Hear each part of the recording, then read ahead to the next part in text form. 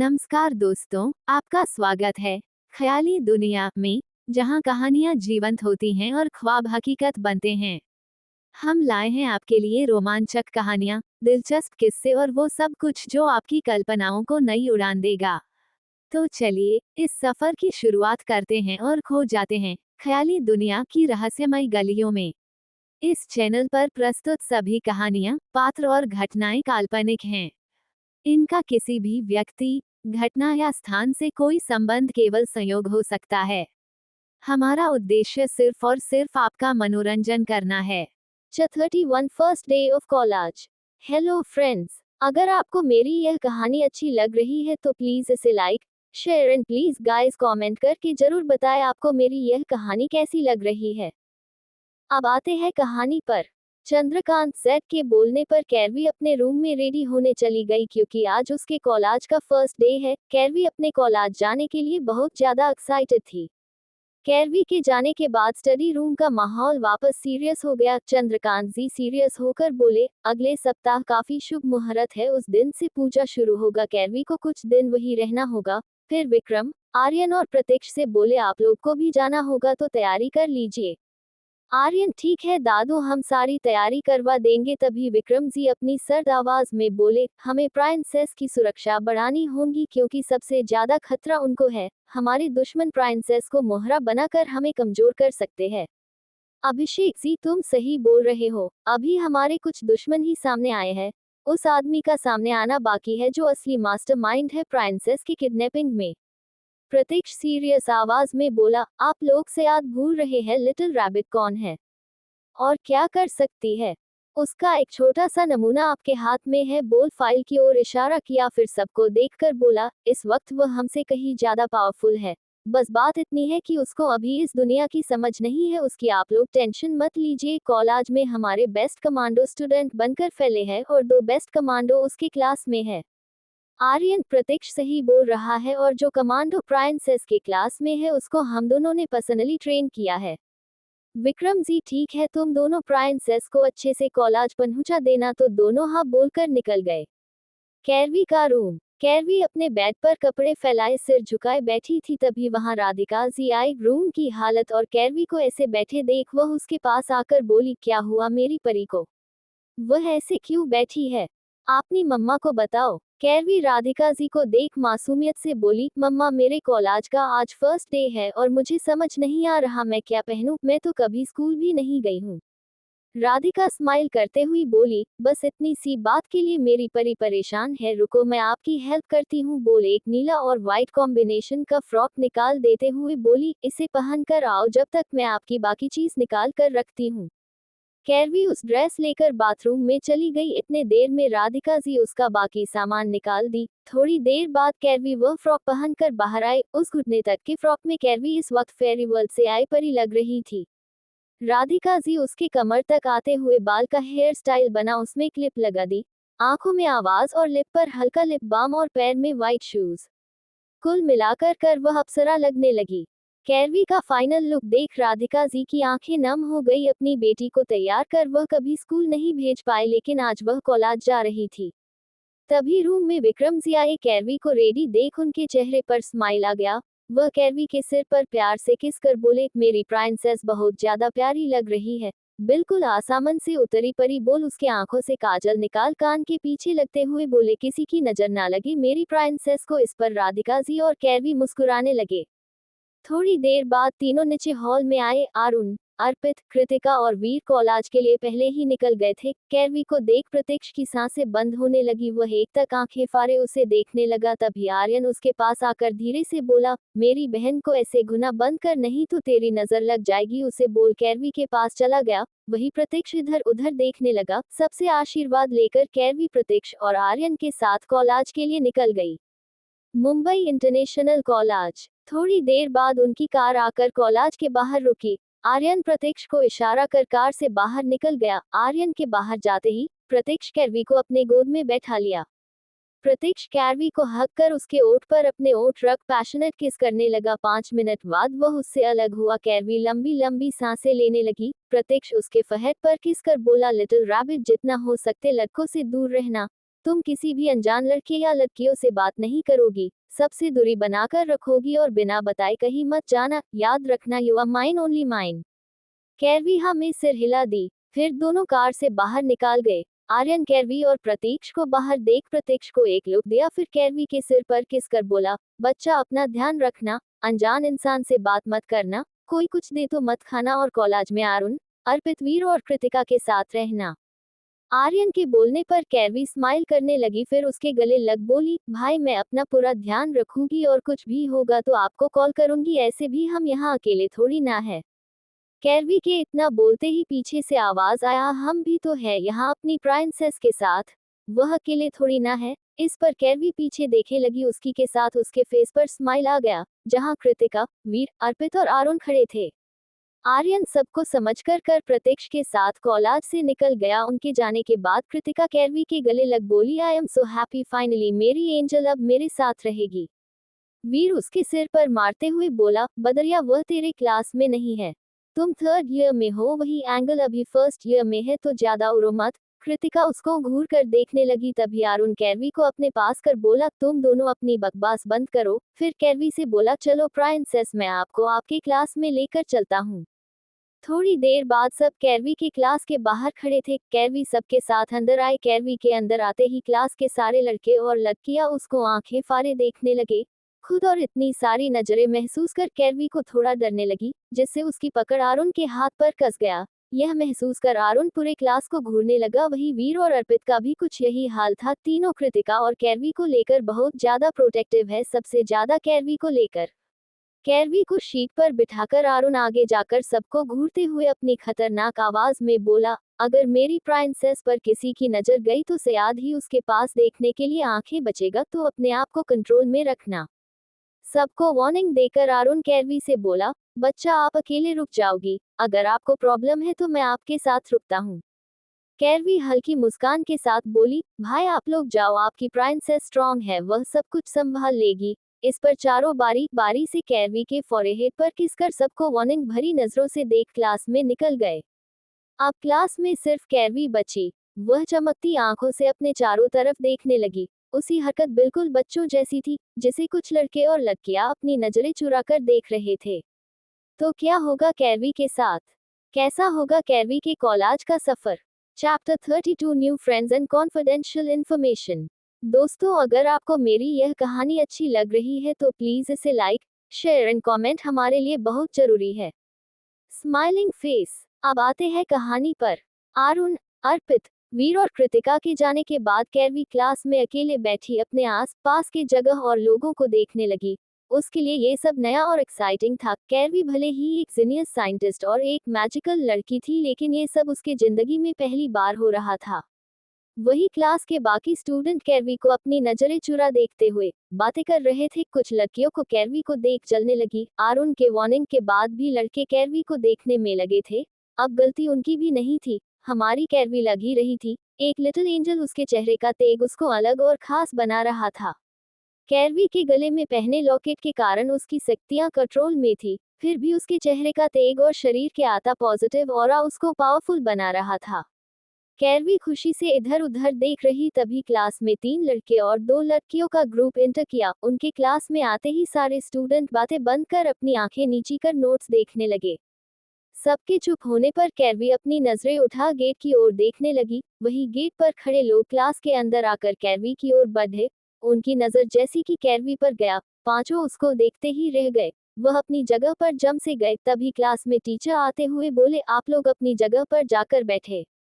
Teacher बोलने पर वह पांचों होश में आए। वह सब कैरवी के पास वाले टेबल पर आकर बैठ गए। टीचर अपनी जगह पर जाकर जैसे ही बुक टेबल पर रखे, उसी वक्त क्लास में इस कॉलेज में डीन मिस्टर गुप्ता आए। उनको क्लास में देख सारे बच्चे अपने शीट से खड़े होकर उनको ग्रिड किए।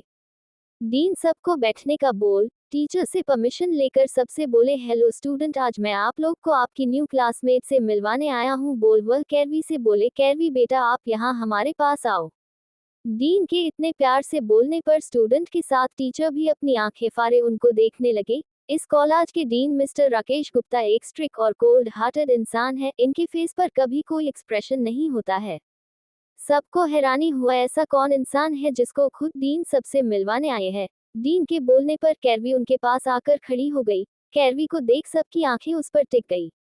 मिस्टर गुप्ता स्टूडेंट से बोले, यह आपकी न्यू क्लासमेट कीर्ति है। कुछ पर्सनल रीजन के कारण ये कॉलेज टाइम पर ज्वाइन नहीं कर पाए, आप लोग इनका ध्यान रखें। फिर क्लास के एक लड़के की ओर देखकर बोले, कियान तुम क्लास के टॉपर हो, मैं चाहता हूँ तुम कैरवी को उसके स्टडी में हेल्प करो।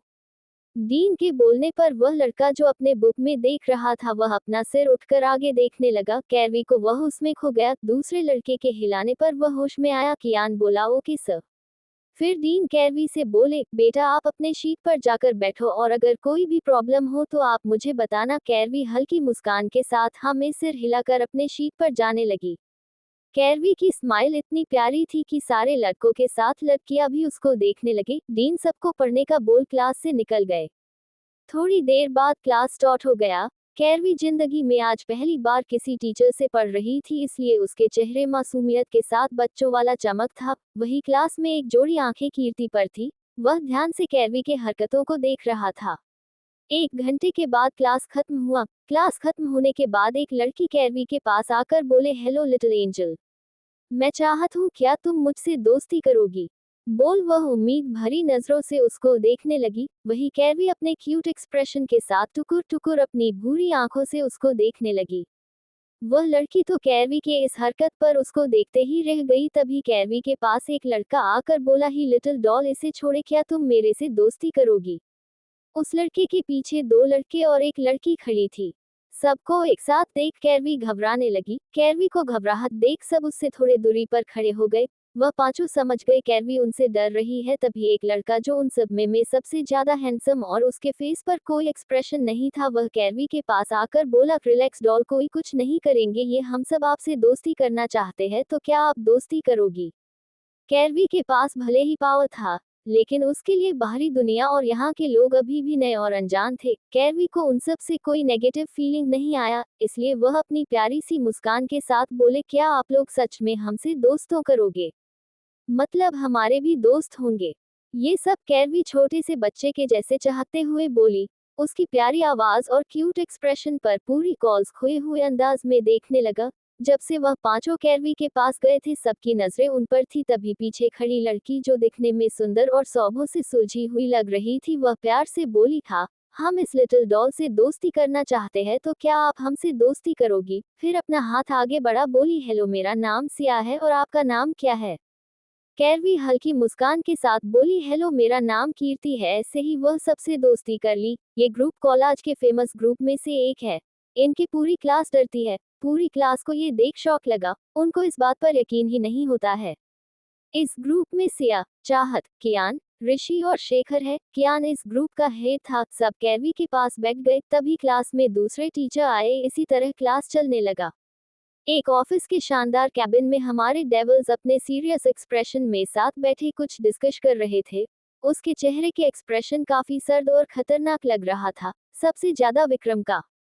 वही उनके बीच लगे टेबल पर एक फाइल रखा था, जो कैरवी आज विक्रम को दी थी। प्रणव अपने सर्द आवाज में अपने सामने खड़े एक आदमी से बोला, राघव, हमें इन सब के बारे में कोई इन्फॉर्मेशन क्यों नहीं मिला।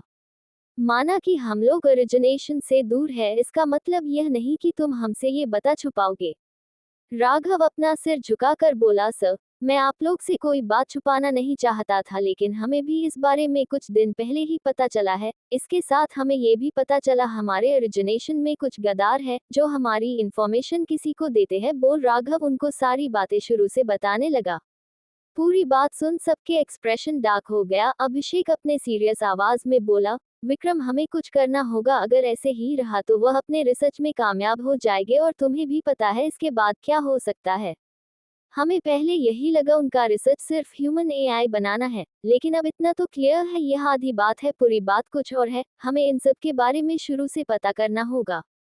विक्रम एक फाइल राघव को देते हुए बोला, इस फाइल में जिन लोगों का नाम है उनके बारे में सारी इंफॉर्मेशन निकालो और उस ओरिजिनेशन की सारी इंफॉर्मेशन मुझे आज शाम तक चाहिए। राघव बोल वहां से निकल गया। विक्रांत बोला, तुम किसकी इंफॉर्मेशन निकलवा रहे हो। तभी विक्रम उनको कुछ बताने लगे। जैसे जैसे सब बातें सुनने लगे उनका ऑरा खतरनाक होने लगा। ऋतिक गुस्से में बोला, वह सब इतने कल कैसे हो सकते हैं, अपने रिसर्च के लिए इतने छोटे बच्चे का यूज कैसे कर सकते हैं। प्रणव ऋतिक से बोले, कुछ इंसान तुम्हारे सोच से ज्यादा घटिया होते हैं। जहां एक तरफ साइंस इंसान को बचा रहा है, वहीं दूसरी तरफ जान भी ले रहा है। फिर विक्रम से बोले, तुम्हें इन सबके के बारे में कैसे पता चला? प्रणव के बोलने पर विक्रम उन सबके के आगे एक फाइल कर दिया। उस फाइल को पढ़ चारों के फेस एक्सप्रेशन डार्क हो गए। विक्रांत, ये सब तुम्हें कैसे पता चला? ये तो काफी कॉन्फिडेंशियल लग रहा है। विक्रम एक डेविल स्माइल के साथ बोले, कैरवी विक्रम रजावत के सामने कोई काम मुश्किल नहीं है। ये सुन सबके चेहरे पर स्माइल आ गया। ऋतिक विक्रम को चिढ़ाते हुए बोले, कुछ भी बोले, प्राइंसेस तुमसे से कई ज्यादा इंटेलिजेंट है। उसके सामने ग्रेट साइंटिस्ट अल्बर्ट भी कुछ नहीं है। इस पर विक्रम जी एक प्राउडफुल स्माइल के साथ बोले, बेटी किसकी है? इस पर सब हंसने लगे। अभिषेक सेट के फोन पर एक मैसेज आया, जिसे देख उनके फेस पर डेविल स्माइल आ गया। वह विक्रम से बोले, हमारे शिकार हमारे कैद में है, चलो थोड़ा हाथ की सफाई करते हैं।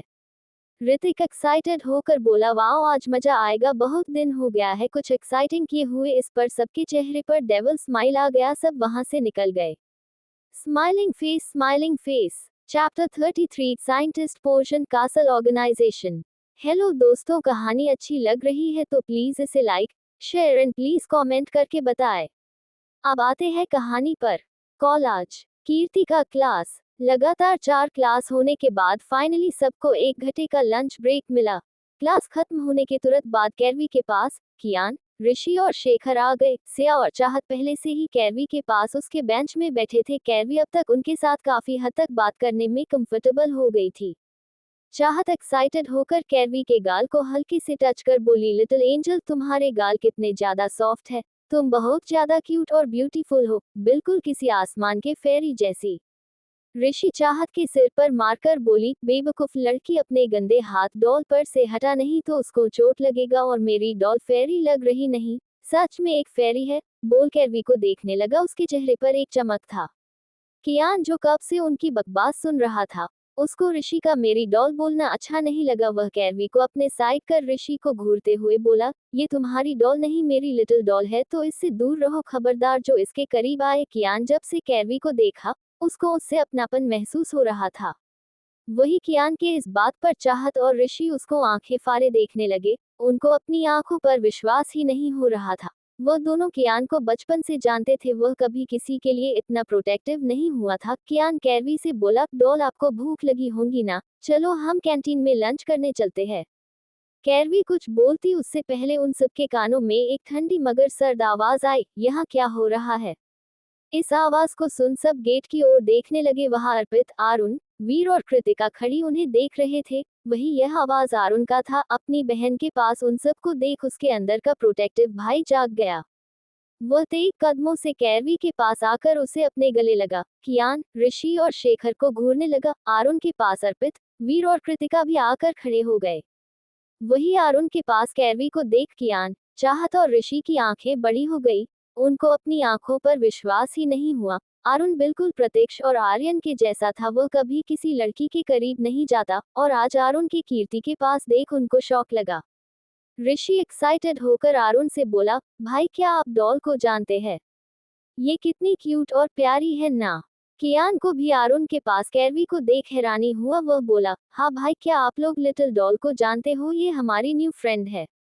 अर्पित अपनी आंखें छोटी कर ऋषि और कियान से बोला, हमारी प्राइंसेस तुम्हारी डॉल कब से बन गई?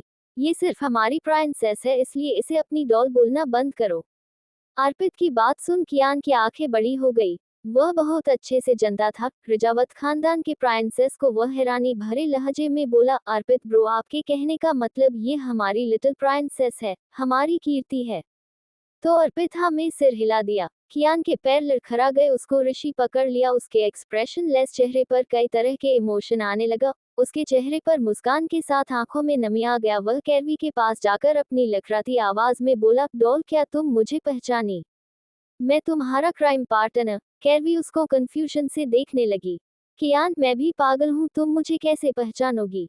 उस समय तुम छोटी थी ना। मैं तुम्हारा सबसे छोटा भाई कियान हूँ, जिसे तुम रो बोलती थी। कैरवी को कियान का नाम सुनकर भी ज्यादा कुछ याद नहीं आया, तो वह आरुण को देखने लगी। आरुण कैरवी से बोला, प्राइंसेस, ये कियान शेखावत हमारे मामा का बेटा है। बचपन में ये सबसे ज्यादा तुम्हारे साथ रहता था। आरुण की पूरी बात सुन कैरवी को कुछ बातें याद आने लगा। इसी के साथ उसकी भी आंखें नम हो गया। वह आगे बढ़ कियान के गले लग गई। कियान भी उसको अपने गले लगा लिया। कियान नम आंखें से भराए गले से बोला, सॉरी प्रांसेस, उस वक्त मैं आपको बचा नहीं पाया। अगर उस वक्त मैं स्ट्रांग होता तो वो लोग तुम्हें कभी ले नहीं जा पाते। मैं तुम्हें प्रोटेक्ट करता। कियान कैरवी से 1 साल बड़ा था। बचपन में वह दोनों हमेशा एक साथ रहते। कियान और कैरवी दोनों क्राइम पार्टनर थे। कीर्ति के किडनैप होने के बाद कियान पूरी तरह से बदल गया। वह डिप्रेशन में चला गया। जिस वक्त कैरवी किडनैप हुई थी उस वक्त कियान उसके साथ था। कियान को भी काफी गहरी चोट आया था। वह कुछ महीने कोमा में रहा। होश आने के बाद जब उसको कैरवी के बारे में पता चला उस वक्त से वह बिल्कुल बदल गया। वह चुप सा हो गया। उसकी लाइफ पूरी तरह से बदल गया। एक हंसता खेलता बच्चा बिल्कुल शांत हो गया। वह जिंदगी जीना भूल गया। उसके बाद उसकी जिंदगी में चाहत और ऋषि उसके बेस्ट फ्रेंड आए। सिया और शेखर से उनकी दोस्ती कॉलेज में हुई। कैरवी कियान से अलग हो बोली, ब्रो इसमें आपकी कोई गलती नहीं थी। उस वक्त आप भी बच्चे थे और ऐसे भी अब मैं आपके पास हूं ना। तो कियान हाँ में सिर हिला दिया। फिर कैरवी अपने पेट पर हाथ रख मासूमियत से बोली, भाई मुझे भूख लगी है। तब जाकर सबको खाने का याद आया। कृतिका आगे आकर कैरवी का हाथ पकड़ बोली, एंजल तुम मेरे साथ चलो वरना इन सब के चक्कर में तुम भूखी रह जाओगी। बोल वह आगे बढ़ने लगी। उसके साथ चाहत और सिया भी जाने लगे। आरुण कियान से कंधे पर हाथ रख बोला, प्रांसेस अब हमारे साथ हमारे पास सही सलामत है। तो तुम्हें गिल्टी फील करने की जरूरत नहीं है। तुम भी उस वक्त बच्चे थे। कियान हल्की स्माइल के साथ उसके गले लग बोला, भाई फाइनली हमारी प्रांसेस हमारे पास आ गई। अब हम उसे हमेशा प्रोटेक्ट करेंगे। कियान की बात सुन अर्पित उसका मूड ठीक करने के लिए बोल, उसको प्रोटेक्ट बाद में करना, अभी हमें उनके पीछे चलना चाहिए। नहीं तो तेरी क्राइम पार्टनर तेरे से गुस्सा हो जाएगी। फिर मानते रहना बचपन के जैसे। ये सुन कियान के फेस पर स्माइल आ गया। सब कैंटीन की ओर बढ़ गए। Hello chamber. हेल चेम्बर एक ऐसी जगह है जहां लोग जीते जी नरक का दर्शन करते थे और इसके राजा hail king VR Vikram Rajawat है। माफिया वर्ल्ड में इनको हेल किंग वीआर के नाम से जाना जाता है। विक्रम, विक्रांत, ऋतिक, अभिषेक और प्रणव ब्लैक ओवरकोट के साथ फेस पर डेविल मास्क लगाए हेल चेम्बर के अंदर आए। अंदर आते ही उनको लोगों को चीखने और चिल्लाने की आवाजें आने ली। इस आवाजों को सुन डेविल्स के चेहरे पर खतरनाक स्माइल आ गया। अलग अलग सेल से आदमियों को टॉर्चर किया जा रहा था। वह पांचों आगे आकर एक सेल के बाहर खड़े हो गए। एक कर उस सेल का दरवाजा खोला। अंदर 5 आदमी को बुरी तरह टॉर्चर किया जा रहा था। उनकी हालत बहुत ज्यादा खराब थी। अपने सामने डेविल्स को देख उनकी शरीर के साथ रूह भी कांपने लगी। विक्रम आगे आकर अपने हाथ में एक धारदार चाकू लेकर पहले आदमी का एक उंगली काट किया। उस आदमी की चीख वहां गूंजने लगी। पहले आदमी की आवाज से बाकी 4 आदमी की हालत खराब हो गई। विक्रम अपने सर्द आवाज में बोला, तुम्हारी हिम्मत कैसे हुई डेविल्स को धोखा देने की। फिर उसका एक और उंगली काट बोला, मैं एक बार में एक ही सवाल पूछूंगा, अगर 10 सेकंड में जवाब नहीं मिला तो तुम अपनी एक उंगली खो दोगे। फिर अपने चाकू को उसके उंगली पर रखकर बोला, तुम्हारा बॉस कौन है। वह आदमी अपनी दर्द भरी आवाज में बोला, मुझे उनका नाम नहीं पता, हमें ऑर्डर मेल से मिलता है, इसके अलावा मुझे कुछ नहीं पता।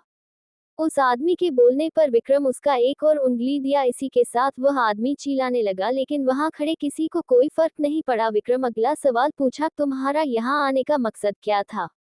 वह आदमी अपनी दर्द भरी आवाज में बोला, बॉस मुझे नहीं पता, मुझे बस आपके लैब में बनाए मेडिसिन और केमिकल के बारे में पता कर उनको बताना था, इसके अलावा मुझे कुछ नहीं पता। प्लीज आप मुझे मर दीजिए, मैं आपसे मौत की भीख मांगता हूँ। विक्रम भी समझ गया इन सबको इससे ज्यादा कुछ नहीं पता। तभी ऋतिक बोला, क्या यार सारा मजा तुम अकेले करेगा, हमें भी मौका मिलना चाहिए। विक्रम अपनी कड़क आवाज में बोला, तो इंतजार किसका है, तुम लोग शुरू हो जाओ। इसी के साथ वहां लोगों की दर्दनाक चीखें गूंजने लगी। करीब 25 मिनट बाद डेविल्स उस चेम्बर से बाहर निकले। उसके चेहरे पर कपड़े पर खून लगा था। वह सब इस वक्त शैतान लग रहे थे। 2 घंटे बाद वहां पांचों वापस अपने कपड़े बदल उसी कैबिन में बैठे अपने सामने खड़े राघव की बातें सुन रहे थे। राघव बोला, बॉस वह सब लोग अगल अगल जगह से थे। उनका फील्ड भी डिफरेंट था, जिसके कारण वो लोग एक दूसरे को नहीं जानते थे, लेकिन उस सब में एक चीज कॉमन है, वह सब पहले कासल ऑर्गेनाइजेशन में काम करते थे और जो मेल उनके पास आया था उसका कनेक्शन भी उस ऑर्गेनाइजेशन से है। विक्रांत कासल ऑर्गेनाइजेशन वही है ना, जो इन सालों में बहुत ज्यादा फेमस हुआ है अपने मेडिसिन के कारण। राघव, हाँ यह वही है और इसका बेस्ट साइंटिस्ट पोर्शन है, लेकिन प्रॉब्लम की बात यह नहीं कुछ और है। तो सब उसको सांवलिया नजरों से देखने लगे। राघव बॉस, इसका कनेक्शन उस ऑर्गेनाइजेशन है जिसने आज से 12 साल पहले वह खतरनाक ड्रग बनाया था जिसके कारण कई लोगों की जान गई थी। ऋतिक, लेकिन उस वक्त हमने उस ऑर्गेनाइजेशन को पूरी तरह से खत्म किया था। वह हमारा लास्ट मिशन था, तो फिर वह फिर से नए नाम और पहचान के साथ हमारे सामने कैसे आ सकते हैं? विक्रम कुछ सोचते हुए बोले, हमने उस ऑर्गेनाइजेशन को जरूर खत्म किया था, लेकिन उसके कुछ मेंबर काफी मिस्ट्रियस और पावरफुल थे जिसके कारण वह हमारे हाथ से निकल गए थे। अभिषेक, हाँ विक्रम सही बोल रहा है। वो लोग हमारे हाथ से निकल गए थे, उसके बाद उनका कुछ पता नहीं चला और उसके कुछ वक्त बाद ही प्राइंसेस के साथ वह हादसा हो गया जिसके कारण हमें उस मिशन को छोड़ना पड़ा। प्रणव, कोई बात नहीं, जो काम उस वक्त अधूरा रह गया वह इस बार पूरा होगा, इस बार वह हमारे हाथ से बचेगा। राघव बॉस, इस बार यह इतना आसान नहीं होगा। कासल बहुत ज्यादा मिस्ट्रियस है और सबसे ज्यादा मिस्ट्रियस उसका साइंटिस्ट पोर्शन है, बोल उनको कुछ बताने लगा। सारी बात सुन उन पांचों के एक्सप्रेशन डार्क हो गया। अभिषेक, ये तो हमारी सोच से ज्यादा खतरनाक निकले। विक्रम एक खतरनाक स्माइल के साथ बोला, वह कितने भी खतरनाक हो लेकिन हमसे कम होंगे, अब उसका सामना रियल डेविल्स से होगा, now real game will begin. Vikram की बात सुन अभिषेक, विक्रांत, प्रणव और ऋतिक के चेहरे पर खतरनाक स्माइल आ गया। वही इन डेविल्स को देख राघव के सिर से पसीना आने लगा। वह अपने मन में बोला, भगवान प्लीज मुझे इस बार इन खतरनाक डेविल्स से बचा लेना। चैप्टर 34, रुद्र प्रताप सिंह कॉलेज में लड़ाई। दोस्तों प्लीज कहानी को like, share and please comment करके अपना ओपिनियन जरूर दे। अब आते हैं कहानी पर। अगली सुबह प्रताप विला के हॉल में वीरेंद्र, रुद्राक्ष और रंजीत बैठे आपस में बात कर रहे थे। वही दूसरे सोफे पर यश, काव्या और नीलम बैठे उनकी बात ध्यान से सुन रहे थे। तभी सीढ़ियों से एक 24 साल का हैंडसम लड़का नीचे उतर, वह सबके साथ हॉल में आकर एक सिंगल सोफे पर बैठ गया। उस लड़के को देख वीरेंद्र और रुद्राक्ष के चेहरे पर स्माइल आ गया। वीरेंद्र जी खुश होकर उस लड़के से बोले, रुद्र आप बैंकॉक से कब वापस आए? रुद्र वीरेंद्र जी की ओर देखते हुए बोला, दादू मैं कल रात को आया था, आप लोग उस वक्त सो रहे थे। फिर राजीव, काव्या, नीलम और यश को एक नजर देख उनसे बोला, दादू सब कौन है और हमारे घर में क्या कर रहे हैं? रुद्राक्ष राजीव और नीलम की ओर इशारा कर बोले, रुद्र यह आपके चाचा राजीव प्रताप सिंह और चाची नीलम प्रताप सिंह है। फिर यश और काव्या की ओर इशारा कर बोले, यह आपके बड़े भाई यश प्रताप सिंह और आपकी छोटी बहन काव्या प्रताप सिंह है। रुद्राक्ष के बोलने पर रुद्र उन सबको एक नजर देख हेलो बोला, फिर अपना फोन चलाने लगा। रुद्र को पहले से पता था उसके एक छोटे चाचा और उनका परिवार है, इसलिए वह ज्यादा रिएक्ट नहीं किया।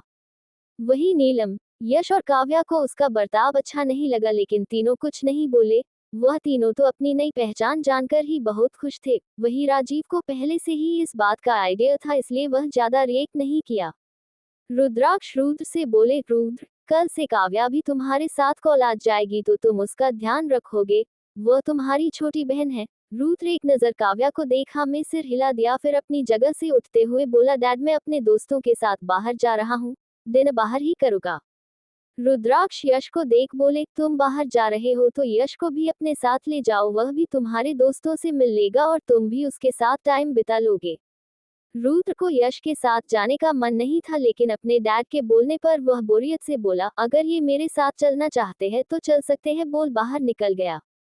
यश को रुद्र के बिहेवियर पर गुस्सा आने लगा, लेकिन वह अपने आप को कंट्रोल कर लिया। रुद्राक्ष भी समझ गए। वह यश से बोला, यश बेटा तुम रुद्र की बातों का बुरा मत मानना, वह आज तक अकेले रहा है, इसलिए उसे नहीं पता अपने बड़े भाई से कैसे बात करनी चाहिए, लेकिन मुझे यकीन है वह बहुत जल्द समझ जाएगा, तुम उसके साथ जाओ।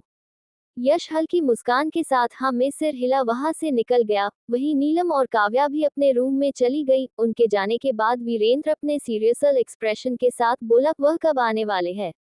आप दोनों की बात उनसे हुई? राजीव, पापा हमारी बात उनसे कल ही हुई थी, वह भी एक जरूरी काम में बिजी है, अगले महीने वह वापस इंडिया आएंगे, उसके बाद उन लोगों की तबाही शुरू होगी। वीरेंद्र हंसते हुए बोला, मेरा शेर अपने साथ उन लोगों की तबाही लेकर आएगा, जब तक तुम दोनों उन पर नजर रखो और उनकी कमजोरी का अच्छे से पता करो। रुद्राक्ष हाँ में सिर हिला दिया। उसके बाद तीनों ऑफिस के लिए निकल गए। प्रताप फैमिली भी इंडिया के रॉयल फैमिली में से एक है। कॉलेज। आज कैरवी के कॉलेज में दूसरा दिन था। वह कियान, ऋषि, शेखर, सिया और चाहत के साथ मस्ती करते हुए पूरा कॉलेज घूम रही थी। आज उनका 2 क्लास ऑफ था। कैरवी बहुत ज्यादा इंटेलिजेंट थी, इसलिए उसको पढ़ाई का कोई टेंशन नहीं था। आधा कॉलेज घूमने के बाद कैरवी अपने दोस्तों के साथ आकर कैंटीन में बैठी बातें करने लगी। उसके चेहरे पर एक प्यारी सी मुस्कान थी। वहां बैठे लड़के और लड़कियां तो बस आंखें फाड़े कैरवी को देखने लगे। वही उन सबकी नजर अपने बहन पर महसूस कर कियान का पारा गुस्से में हाई होने लगा।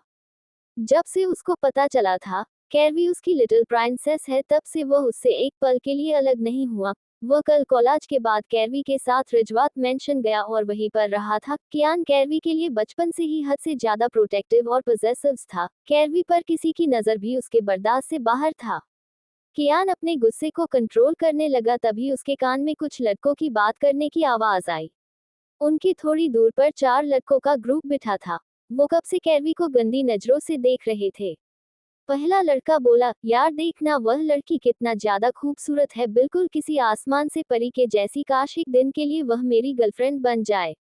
दूसरा लड़का पहले लड़के का मजाक बनाते हुए बोला, रोहित पहले तू अपना चेहरा देख, फिर उसका। वह हमारे हाथ नहीं लगेगी। फिर उस तरफ देखकर बोला, यार उसकी आन के तो मजे ही मजे है। एक हमें देखो, हमारे पास एक भी नहीं है और उसके पास 3 है, उसमें भी एक अप्सरा है। रोहित, अमर यार कुछ भी बोल, लेकिन यह नई लड़की एकदम पटाखा है। काश मुझे एक रात के लिए वह मिल जाती तो मजा आ जाता।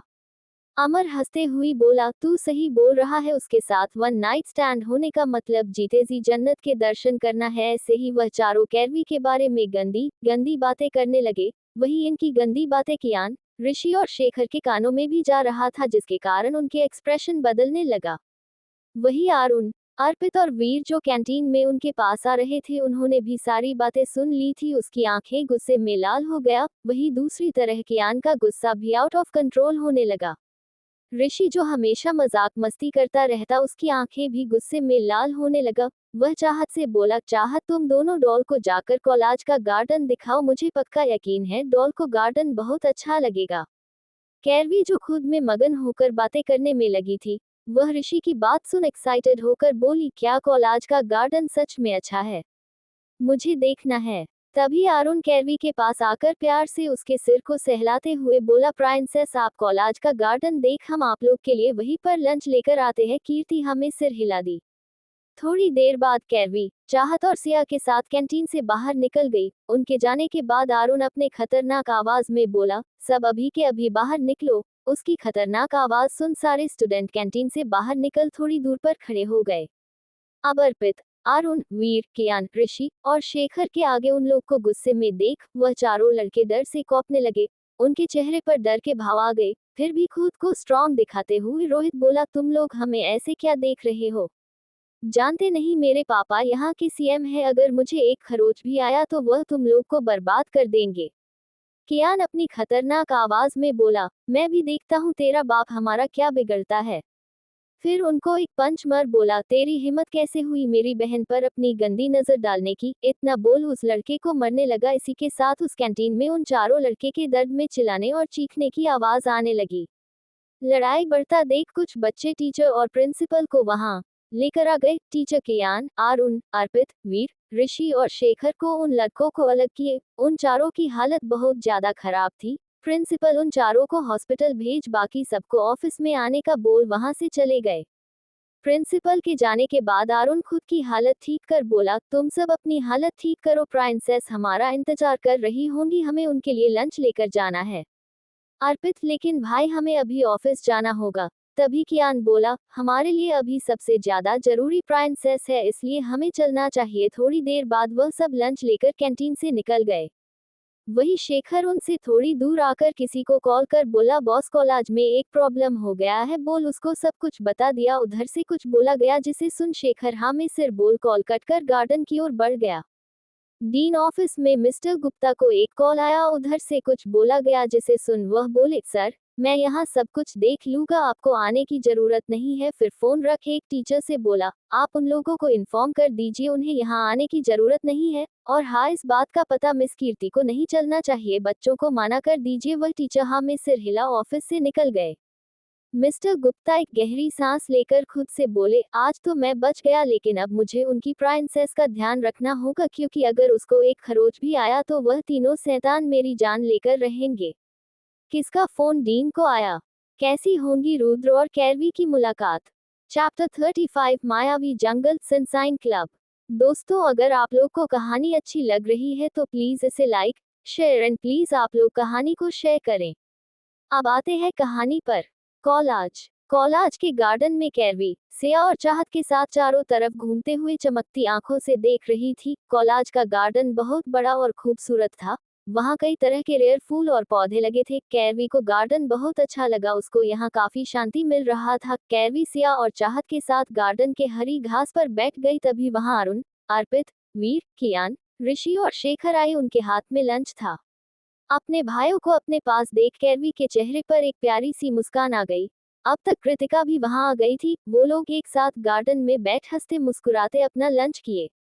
लंच करने के बाद सब वही थोड़ी देर के लिए बैठ गए। तभी ऋषि बोला, क्यों ना आज हम लोग पार्टी करने चले, डॉल के मिलने की खुशी में। ऐसे भी डॉल के मिलने के बाद हमने उसका वेलकम नहीं किया है। सबको ऋषि का आइडिया अच्छा लगा। वही कैरवी की आंखों में पार्टी के नाम से चमक आ गया। तभी अर्पित बोला, तुम्हारा आइडिया तो अच्छा है, लेकिन हम लोग पार्टी करेंगे कहाँ? ऋषि झट से बोला, हम सब क्लब चलते हैं। आज की पार्टी वही करेंगे, वहाँ मजा आएगा। क्लब का नाम सुन सारे बॉयज गुस्से में ऋषि को घूरने लगी। तभी उन सबको कीर्ति की एक्साइटमेंट से भरी आवाज आई, वाओ, क्या हम लोग आज सच में क्लब जाएंगे? कितना मजा आएगा, हमने मूवी में देखा है, क्लब में सब बहुत मस्ती करते हैं, वहाँ बहुत मजा आता है।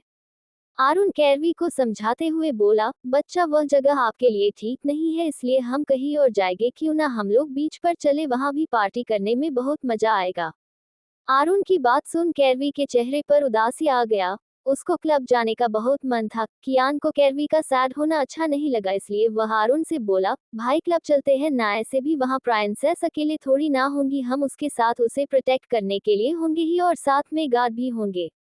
अर्पित और वीर भी अरुण को मनाने लगे। सबकी बात सुन अरुण बोला, ठीक है, आज शाम कॉलेज खत्म होने के बाद हम सब क्लब चलेंगे, लेकिन अभी सब अपनी क्लास में जाओ।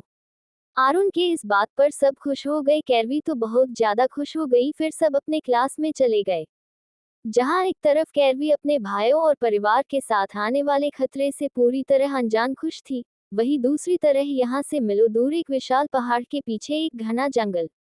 यहाँ के पेड़ बाकी पेड़ से काफी बड़ा और अजीब था। जहाँ पेड़ हरे होते हैं वही यहाँ के पेड़ और उनकी पत्तियां काले रंग की थी। इस जंगल में कई ऐसे भयानक जीव और जंतु थे जिनका अस्तित्व धरती से पूरी तरह खत्म हो चुका है। यह एक मायावी जंगल और शैतानी जंगल है, जिसमें कई तरह के नकारात्मक शक्तियों वाले राक्षस और दैत्य रहते हैं। ये जगह धरती पर जरूर है, लेकिन इंसानों की दुनिया से बिल्कुल अलग। इसी जंगल के बीच बने एक काली गुफा के अंदर से किसी के तेग मंत्र बोलने की आवाज पूरे जंगल में गूंज रही थी। वह गुफा काफी बड़ा और भयानक था। उस गुफा के बाहर दो अजीब दिखने वाले विशाल राक्षस खड़े पहरा दे रहे थे। उस गुफा के अंदर एक आदमी जो पूरा काला कपड़े से ढका था, वह अपने सामने लगी बड़ी सी मूर्ति के आगे बैठे हवन कर रहा था। उसके पास तीन आदमी बैठे उसका साथ दे रहे थे, उन्होंने भी काले कपड़े पहने थे। समय के साथ उनके मंत्रों की आवाजें तेज होने लगी। उस जंगल के जीव जंतु खुशी से अपनी जगह पर नाचने लगे। वही वहां के पड़े अजीब अजीब आवाजें निकले लगे। थोड़ी देर में ऐसा लगने लगा जैसे वह सब किसी के आने के खुशी में नाच रहे हैं। कुछ देर बाद मंत्रों की आवाजें आना बंद हो गई। वहां बिल्कुल शांति छा गया। वही उस गुफा के अंदर बैठा पहला आदमी अपनी आंख खोला। उसके आंखों में एक शैतानी चमक और ओठों पर शैतानी मुस्कान था। अचानक वह जोर जोर से हंसने लगा। उस आदमी की आवाज सुन उसके पास बैठे तीनों लोग की अपनी आंखें खोल हैरानी से अपने सामने बैठे आदमी को देखने लगे। पहला आदमी खुश होकर अपने पास बैठे एक आदमी से बोला, केतन तैयारियां शुरू करो, हमारे महाराज बहुत जल्द अपनी आंखें खोलने वाले हैं। पहले आदमी के ऐसे बोलने का केतन हैरानी से बोला, लेकिन दैत्य गुरु ये कैसे संभव है? दैत्याराज तो उस दिव्य कन्या के शक्तियों के कारण अभी भी गहरी निद्रा की अवस्था में है। केतन के इस बात पर दैत्य गुरु हंसते हुए बोले, हम जानते हैं वह भी निद्रा की अवस्था में है, लेकिन बहुत जल्द वह अपनी आंखें खोलेंगे, क्योंकि हमने जिस विधि को शुरू किया था उसका पहला और सबसे कठोर चरण सफल हो गया। अगर बाकी 2 चरण सफल रहा तो महाराज उस कैद से बहुत जल्द आजाद हो जाएंगे। फिर हमारा सपना पूरा होगा। जैसे अभी इस जंगल में दानव और काली शक्तियों का राज है, वैसे ही पूरे संसार में हमारा राज होगा और मानव हमारे गुलाम होंगे। हमारे दानव भाई जो पाताल लोक में कैद है वह भी आजाद होंगे। केतन खुश होकर बोला, ये तो खुशी की बात है। दैत्य गुरु बताए हमें इसके लिए क्या करना होगा। अगर हमें अपनी जान देनी पड़ी तो भी हम खुशी खुशी अपने महाराज के आजादी के लिए दे देंगे। दैत्य गुरु, जब तक यह विधि पूर्ण नहीं हो जाती तब तक तुम और राहु इस गुफा और इस जंगल की सुरक्षा करोगे। कोई भी सकारात्मक ऊर्जा अंदर नहीं आनी चाहिए। अगर वह अंदर आई तो हमारी पूजा विफल हो सकती है। तभी राहु बोला, आप चिंता ना करें गुरुदेव, हम किसी सकारात्मक ऊर्जा को अंदर नहीं आने देंगे। आप अपनी पूजा शुरू करें। इतना बोल केतन और राहु वहां से उठ बाहर की ओर निकल गए। उनके जाने के बाद दैत्य गुरु अपने पास बैठे इंसान से बोले, इस पूजा के दौरान तुम्हें अपनी इंसानी आत्मा की आहुति देनी होगी। इसके बाद तुम पूरी तरह से शैतान बन जाओगे। तो क्या तुम तैयार है? ये तुम्हारे पास आखिरी मौका है सोचने के लिए। वह आदमी अपने सामने जलती लाल आग को देख बोला, ये भी पूछने वाली बात है। मैंने इस दिन का 50 सालों से इंतजार किया है। अगर मुझे उन लोगों से बदला लेने के लिए अपनी जान भी देनी पड़ी तो पीछे नहीं हटूंगा। इसी के साथ वहां हवन कुंड में तेज आग जलने लगा और वापस उस जंगल में मंत्रों की आवाजें गूंजने लगी। इन मंत्रों की आवाज सुन हिमालय पर्वत पर बैठे 2 ऋषि की आंखें खुल गई। उनके चेहरे पर परेशानी के भाव आ गए। पहले ऋषि बोले, ऋषि वशिष्ठ, इस धरती पर एक बड़ी संकट आने वाली है। अगर वह समय से पहले जाग गया तो इस धरती पर तबाही आने से कोई रोक नहीं पाएगा। और अभी एक दिव्य कन्या को उनकी पूरी शक्तियां नहीं मिली है, उसमें अभी समय है। ऋषि वशिष्ठ शांति से बोले, ऋषि महर्षि, ये परेशानी की बात है, लेकिन हम ऐसे हर नहीं मान सकते। हमें अपने कार्य को पूरा करना होगा। और जहाँ तक बात रही दिव्य कन्या के शक्तियों का, तो वह समय आ गया है। आप महान गुरु को संदेश भेज दे, यज्ञ शुरू करने का समय हो गया। और रही बात उन लोगों की, तो हम वहां जा नहीं सकते हैं, लेकिन अपने शक्तियों का उपयोग कर उन्हें कुछ समय के लिए रोक जरूर सकते हैं। उन लोगों को रोकने का एक यही उपाय है, जब तक दिव्य कन्या अपनी साधना पूर्ण नहीं कर लेती तब तक हमें उसे जगने से रोकना होगा। फिर ऋषि महर्षि और ऋषि वशिष्ठ दोनों एक मुस्कान के साथ अपनी आंखें बंद कर लिए। उनकी आंखें बंद करते ही वहां एक बड़ा सा हवन कुंड जलने लगा। उसी के साथ दोनों मंत्रों का उच्चारण करने लगे। उनके मंत्रों की आवाज पूरे हिमालय पर्वत पर गूंजने लगी। आश्रम में दूसरी तरह अचानक गुरुजी की आंखें खुल गई। इस वक्त उनके चेहरे पर कुछ परेशानी के भाव थे। वह खुद से बोले, हमें उन लोगों को आगाह करना होगा, उन्हें आने वाले जंग के लिए तैयार करना होगा। फिर वह अपने सामने बैठे शिष्य को कुछ बताकर वापस अपनी साधना में बैठ गए। वही उनका शिष्य उस कुटिया से निकल अपने काम में लग गया। Sunshine club. इस वक्त क्लब के काफी लाउड म्यूजिक के साथ लोगों चिल्लाने की आवाज आ रही थी। उसी के साथ लड़के और लड़कियां नशे और बिना नशे के भी डांस फ्लोर पर नाच रहे थे। वहां काफी खुशनुमा माहौल था। तभी क्लब एंट्रांस से कुछ लोगों की ग्रैंड एंट्री हुई। उसी का साथ सबका ध्यान गेट की ओर चला गया। ऋषि, कियान, शेखर, अर्पित, अरुण और वीर स्टाइल के साथ पूरे एटीट्यूड से अंदर आए। इस वक्त सब जीन्स टी शर्ट के साथ जैकेट पहने कहर ढा रहे थे। क्लब की लड़कियां तो उनको देखा है भरने लगी। वही उनके बीच सिया, चाहत, कृतिका और कैरवी भी अंदर आ रही थी। सिया, चाहत और कृतिका शॉर्ट वन पीस पहने, हाई हील में, मेकअप के साथ खुले बाल में कयामत ढा रही थी।